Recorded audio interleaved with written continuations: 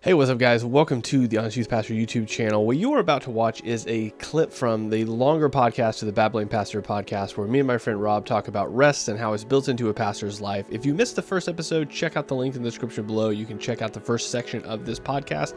This is actually the second section, in which Rob basically gives a breakdown of his week, how it looks like, how he sets up his day to rest as a pastor that has a lot of duties and things to do. Hopefully, as a pastor, this will give you an example of maybe something you can do, and it's maybe a lay person within your congregation, maybe give you a better insight into how your pastor, how busy your pastor is, and how maybe your pastor needs some time that maybe they don't have that you can give them. So hopefully everybody finds this helpful. And if you want the full podcast before it comes out for everyone else, you can subscribe and become a patron at our Patreon community. But if you don't want to do that, just make sure you keep watching these videos, like, subscribe, comment, and we'll see you next week. Yeah, I think we've really only talked about it from my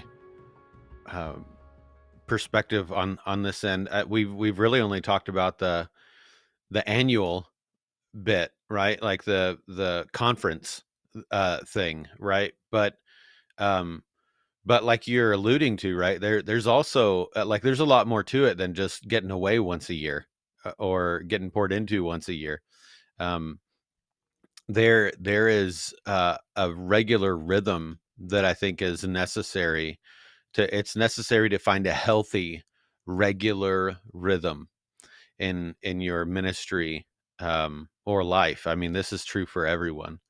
But for me specifically, when I first and I know we've talked about this before. It's probably been a long time ago, so it doesn't matter. We can repeat it or whatever.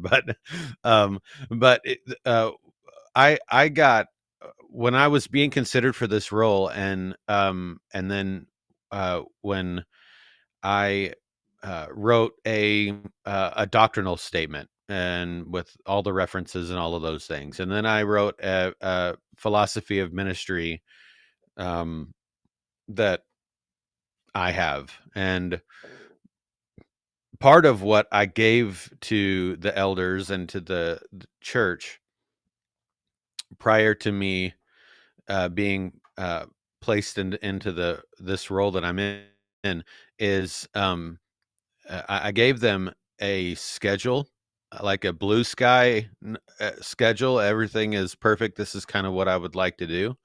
And it wasn't, hey, these are my office hours during these days of the week, kind of a schedule. It was mornings, leave me alone until lunchtime. Because that's me and God. That's my Bible study. That's my sermon prep. That's my that's reserved for God, the morning time. So way to go, Michael, for messing that up today. Only like once a month. Yeah. No, but so mornings are leave me alone. Afternoons are meetings and being with people or whatever, and evenings are family. So unless it's actually important, leave me alone then too, because this is and because part of my ministry philosophy is that it's not actually all about me doing all of the things for all of the people. It's also, and I would argue more about me setting an example for the people. And if I'm going to do that, then I have to show them that family worship, family time, raising those things take priority over them. And that's because that's the attitude I expect the fathers in our church to have. So I have mornings reserved. Now that obviously that doesn't happen. That doesn't always happen, right? I mean, I get calls at 9. Hey, I don't know what to do about this or whatever. But like they feel bad for doing that.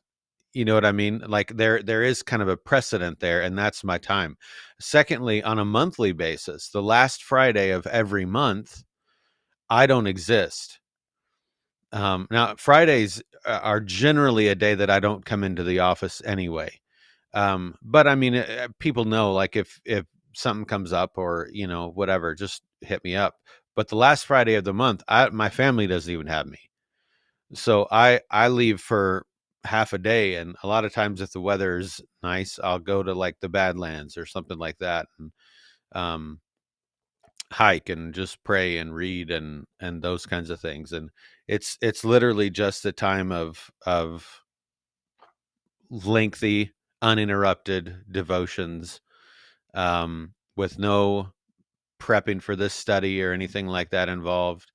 Um, and then I think I haven't been here long enough, but one of the things that has come to mind since, I forget what it was, but something you said just a little bit ago, um, was there's a time, in this church, actually, some years ago, that we had a pastor. There were probably around 100 people, attending regularly. And, some folks asked if he, uh, needed or wanted a sabbatical. And so that came up, that subject came up. And I remember at the time I hadn't studied sabbaticals or didn't where that came from really, or what the point of it was or whatever. Like, but I remember distinctly during a meeting, during a church-wide meeting in which that pastor was actually there in the room. One of the guys who had been a deacon and an elder and all the things over the years said, he's no longer here, but he said, yeah, we fired him. No, I'm kidding. But he said, he's a pastor of a church of 100 people. Like, I don't understand why he would even need this. Um, and I just thought, like, even as I was an elder at the time, and I immediately just thought, well, you obviously don't know what you're talking about. Like, that's not me advocating for a sabbatical, but it is me saying, like, you don't understand, right? The average bear doesn't understand sometimes the the pressures or how needy, a church body as a whole is. I mean, like, individually, I don't have, but like, many people who are, calling all the time, and they actually didn't need to call. Like, I don't have that going on much, right? I do have that going on, but it's not very often, right? And, but when you add everybody together, right? If I hosted one family in my home every week for a meal, we wouldn't get through all the families in the church in a year. And so, there is, I think, man, you have to have some sort of rhythm in place that is healthy. And even though I work on the Lord's Day, um, it still kind of turns into a day of rest and worship after church has ended for us, uh, uh, during church as well. But I'm preaching, right? So it's not the same thing. But we do Sunday morning worship with our local church family. Then we go home, and Donna and I nap. Like, that's it. We eat lunch and then we go to bed. and then, at the end of the evening, uh, at the end of our nap, we'll wake up and we'll do a little bit of house prep and things like that. And then we have a community group. So we spend the rest of that day, in communion with one another, and hanging out and studying the word or some subject that has to do with it together. So, but I think rhythm is a big part of it as well. Yeah. What you mentioned there. So what's really interesting, just because of the whole this YouTube page, the Honest Youth Pastor Instagram stuff, all of that, on top of knowing just a lot of local pastors, the thing that you just said about like, hey, when I became lead pastor here, I wrote my doctrinal statement. Yeah. And then I gave him my schedule and hey, here's where I'm available and where I'm not. About half of the pastors I know would be like, I wish, bro. Like, I wish I had that. Because I think one of the things that happens is sometimes, and if you don't sort of just say, hey, this is, and I think what you were talking about as far as like, this is really partly about setting the example for the people I'm over. I think that's really missed. Again, we live in a society where there's sort of this expectation to be available all of the time, either through like Facebook messages or people texting you or people calling you or just people have access all the time if they want it. And setting those boundaries and having that rhythm is not something that a lot of people, I think, appreciate. And especially if they don't have that rhythm in their life, they got no clue what you're talking about as far as like, hey, you can't what do you mean I can't contact you? Like, what do you mean? And I think one of the things that is super beneficial, again, because we're talking first about pastors and then about lay people, I think one of the things that's super beneficial for pastors to do, regardless if it's going to make people mad or not, is go before, their leaders, their elders in their church and say, hey, this is going to be the most beneficial for me and my family. Because like you said, that's your first priority as a pastor. I mean, you lose them, Paul says, why are you leading a church? And so like the idea is like, I need to have structure here so that I can lead well over here. And having those times where you say, look, I'm not going to answer. I'm not. Like, if it's an emergency, this is the emergency contact person. I'll answer the call from them. That's the only person I'm answering a call from. And having that set up so that there is a balance and a rhythm and knowing. Like, so there's pastors I know. No joke, true story. There was a pastor that I know that his wife was having a heart attack. The church knew this because they sent out like this... like a prayer text thing where everybody knew, hey, pray for so-and-so because she's, having a heart attack right now. And even though some people knew that, people were blowing up this pastor's phone asking for other things. And they were like, he was like, that this is happening. Why are you even texting? Like, and it's those times where like setting boundaries is beneficial so people know when to and when not to, get a hold of you. And so that there's this healthy boundary set up, there's this healthy rhythm within the church, so that people don't feel like they have this free open door anytime. Because a lot of the things, like you said, and I'm sure you've experienced this too, a lot of the things people text or call you about aren't like monumental, life-changing, have to be dealt with now sort of situations. A lot of them can wait. A lot of them aren't like, I have to do it now. And so setting up, like you said, that boundary. And one of the things, I mentioned this to one of the pastors because you've talked about before, your Fridays are like, you don't exist. And he's like, bro, I wish. I'm like, why not? Like, why is that not a thing that you can't just say on this day, this is for me. I need this day. And have that set up to where it's like, this is just my day. And having that laid out. And I think that's healthy too from a lay person standpoint. Of having a schedule and a system. Now, maybe you can't like say to your wife, not everybody's going to have sort of the flexibility to say this day is just for me. But the reason we're able to do this is that me and my wife have set up that Wednesdays from this time to this time are Honest Youth Pastor thing. Now, anything outside of that, you better believe, family is prioritized over that thing.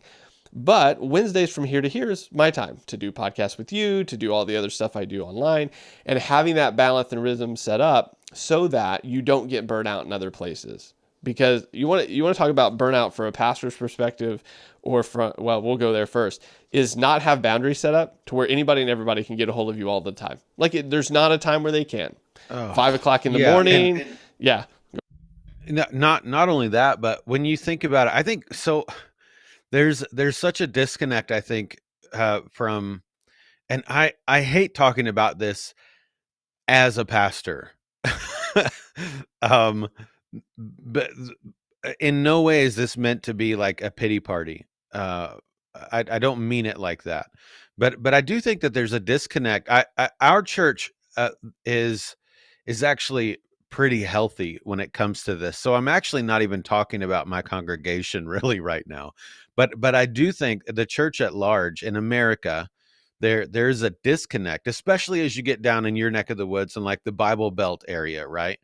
Um, there's a disconnect between what a pastor does and what the people do, and there's like they don't realize that this isn't like factory work, right? And I don't mean to demean factory work. Okay, we need that; that's important.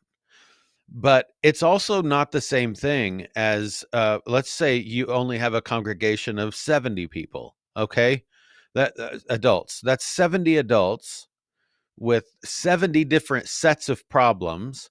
And in that culture, typically, you're the person they go to, which is not healthy for them either, but that's the culture and it is what it is.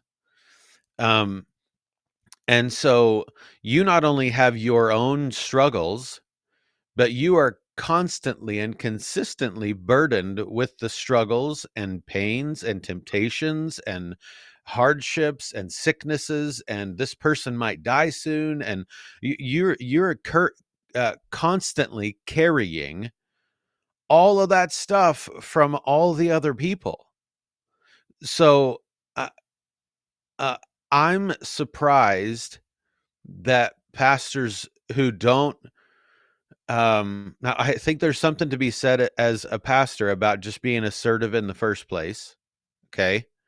Um, and I realize it's easy for me to say because of my position here and what's going on in our church. But um, one of the reasons that this is that the setup at our church is the way it is because I wouldn't be here otherwise.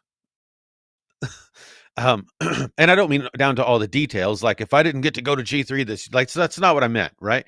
But what I mean is like, these are people who actually do understand that, that this isn't easy, that, that actually do understand that I need to be afforded the same, um, uh, breaks or abilities to be away or whatever as they might in their situation. um and I think by and large, like, our church really does get that, and so that's really helpful to them as well, because now whenever I am needed for something, and we have families in our church that are going through it, man. I mean, right now. And how I do not understand how pastors walk alongside people when, through people that are too young to have cancer in their church, or a teenager dies in a car accident, or all those kind of like crazy horrific things that come up, and they do. Okay. um I did not understand how a pastor who is not part of a healthy church, okay, um, is able to do that without burnout. That's that's that's a miracle from God when that takes place, and the pastor just doesn't burn out, and because it that those are not easy things. Like, there are times, just to be completely open right now. There have been times that because of things, not drama things, but just like heavy things are going on right now, or whatever. Something's going on at church. It might be relational things. It might be sickness or whatever. But there are times that I'll come home with like migraines. Um, or whatever, because you're carrying this stuff. And so it this again, not meant to sound like, yeah, you don't know how bad we have it, but there is like, there is something that people need to understand about this gig. And it's not an easy thing, and I don't think that it should be an easy thing. But it at least needs to be understood that, like, this isn't just work on Sunday, right? And do some office work and plan the worship service throughout the week. Like, that's not what this is. This is walking with people through really ugly things sometimes, and really hard things. And yeah, I mean, so the rest, working that into a daily, weekly, monthly, yearly rhythm of your life is not only important, it's necessary. Hey, you made it to the end of the video. Hopefully you found that helpful. If you did, as always, like, comment, and subscribe. And if you didn't catch the first half and you're kind of lost on what we're talking about, make sure you check out that first section of the podcast from last week in the links in the description below. And we'll talk to you later.